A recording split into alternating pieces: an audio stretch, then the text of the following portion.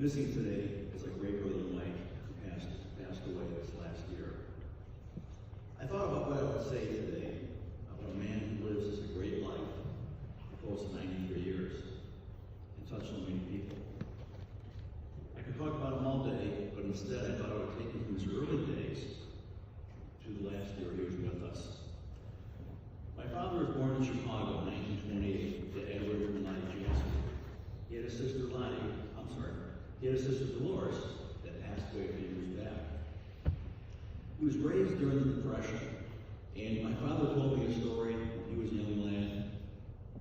My grandmother would send him down to the bakery with a note to the baker pleading for a loaf of bread so they could eat that night.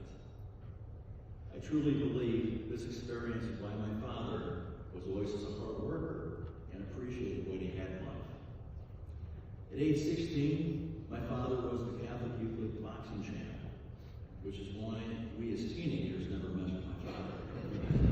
Untough cookie. He played baseball at Grand High School in Chicago.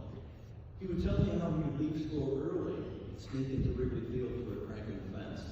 He loved baseball. He came from a baseball family. His father, my grandpa Jaske, once attended spring training with the St. Louis Browns. So it's always been in our blood.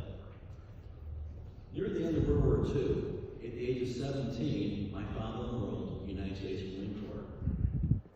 I asked him one time, why did he join the service at such a young age?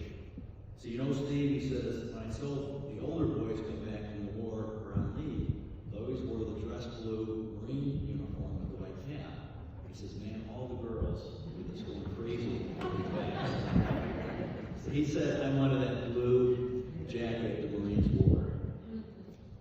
After the war, he attended DePaul University, and then he met the love of his life, Aunt Taddeo, while they both worked at Sears. So my mother, after dating him for a while, knew that my dad was the one. She decided time to meet the family. Well, you have to understand, my mother's family came from Palermo, Sicily in 1928, and mainly spoke Italian. So they had my dad over for dinner and actually had spaghetti meatballs. Well, to the horror of my grandpa Taddeo, my father asked for ketchup for his meatballs. And in Italian, my grandpa said to my mother, you bring this dumb ball like into my house? Ketchup on a meatball? What kind of guy is this? My father, not speaking Italian, looked at my grandpa and she was like, oh, he's talking about that. And then, to make things worse, my mother told, my grandpa was a staunch Republican. My mother told his father that Eddie's father was a Democratic precinct captain. So right there, 2 strikes against my dad. Ketchup on meatballs, and he's a Democrat. But he learned to love my dad because my mother's, he knew that my father would be a great provider and a good husband to my mom, to his daughter. So he blessed off in that wedding. They were married in 1952, had 5 children, 15 grandkids, and 19 great-grandkids. They went broke every Christmas for all these kids they had, right? My dad was an avid softball player who played 4 nights per week. And my mom would tell us at which game he was at when each of us were born, because he never missed a softball game under any circumstances. 1958, my parents moved to Chicago, Rolling Meadows, and then the Arlington Heights. They moved here to Elkhorn in 1979 and bought the sandwich oven farm in Rockwood Springer.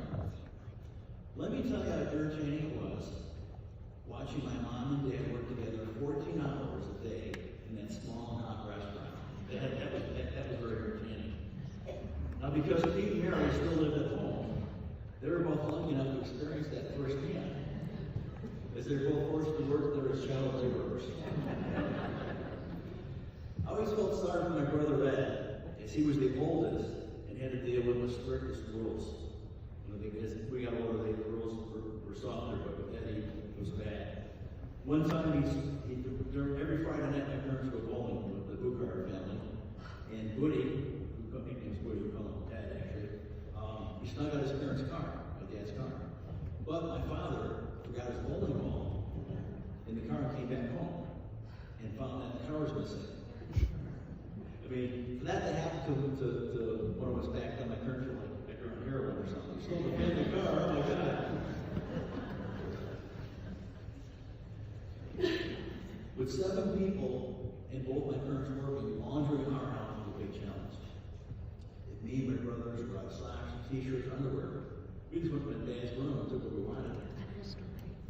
My dad finally got tired of, taking a shower, reaching in the drawers, the underwear, and the socks, and he knew that we had it. So he finally had it. At the time, I was working at a local gas station. And I was at the station talking to a couple of girls in high school. And this car comes speeding up and slams on its brakes. Well, we're thinking something to drive-by shooting. Actually, it was my father who jumps out of the car, runs up to me and says, "Stevie, do you have underwear on?" In front of these 2 girls in high school. The lowest point of my life. But because we're in church today, Father, I want to confess, I was wearing his underwear. My dad was pretty smart. Then there was another rule my dad had was the boys were allowed to fight with each other, but under no circumstances we were ever allowed to hit Daddy's little girl, Mary.